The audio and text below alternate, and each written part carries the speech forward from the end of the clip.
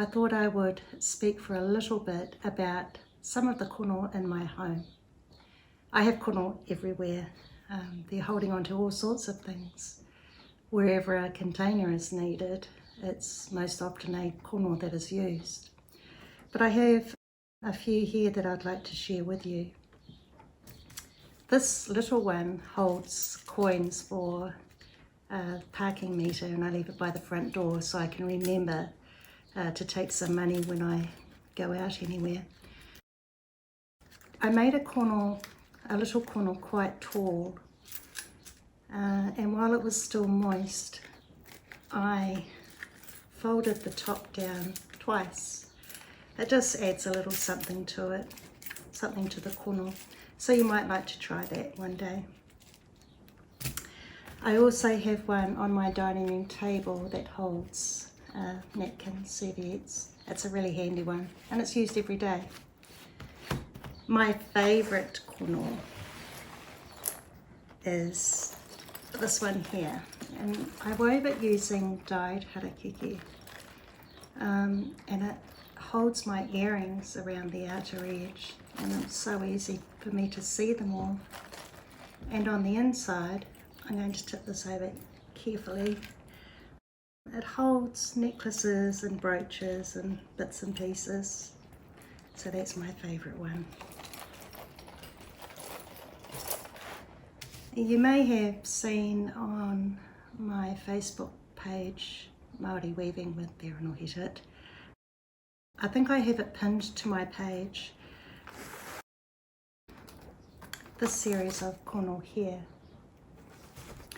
I wove these during lockdown in New Zealand in 2020. It took a while for me to think what year it was. Everything seems like such a blur. So lockdown was interesting. I ate a lot, but I also wove a lot, and I decided early on in the piece that for every day we were in lockdown, I would weave a kono. So there are 33 kono in this set. The very first day, I wove this tiny, tiny little one. It's so small. And interestingly enough, it took just as long to weave this kono as it did to weave the last kono, which is quite large. You'll find that the smaller you weave, the harder it is.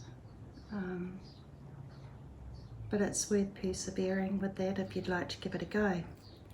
And so on day 2, I wove a kono that was a little bit larger, and day 1 kono fits snugly into that. And on it goes. There's day 3, and there's day 4, and so on. So these kono aren't used for anything other than to remind me of that time that we were in lockdown, and remind me of the nest that I shared with the people in my home that I was in lockdown with. Although my mokopuna, my grandbabies, they like to play with this set. They take them all apart and then they have fun putting them all back together. So I guess in that respect it serves as a fun thing for my grandbabies to play with. Anyway, I hope that you persevere with what you have learnt so far on the 5-day course. I hope that you continue to weave kono, because they really are useful and they really are fun. And remember that, like anything new that you learn, things get better with practice. And so keep practicing, keep making kono, keep filling your home with the smell of harakeke. Okay, kia ora.